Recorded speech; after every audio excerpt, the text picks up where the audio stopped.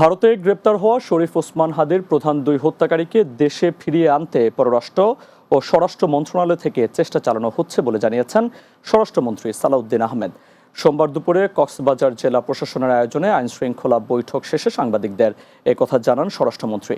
তিনি আরও বলেন, মব কালচারকে বাংলাদেশ থেকে বিলুপ্ত করা হবে, কোনোভাবে মবতন্ত্রকে আর এগোতে দেওয়া হবে না।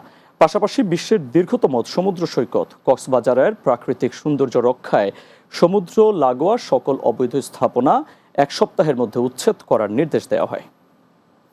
স্বরাষ্ট্র মন্ত্রণালয়ের পক্ষ থেকে পদক্ষেপ নেওয়া হয়েছে। পররাষ্ট্র মন্ত্রণালয়কে আমরা অনুরোধ করেছি, তারা এটা যেটা extradition treaty in between two countries আছে সেই মতে আমাদেরকে ফেরত দেবেন বলে আমরা আশা করছি এবং আমরা ফেরত আনার জন্য যথেষ্ট জোর প্রচেষ্টা চালাবো।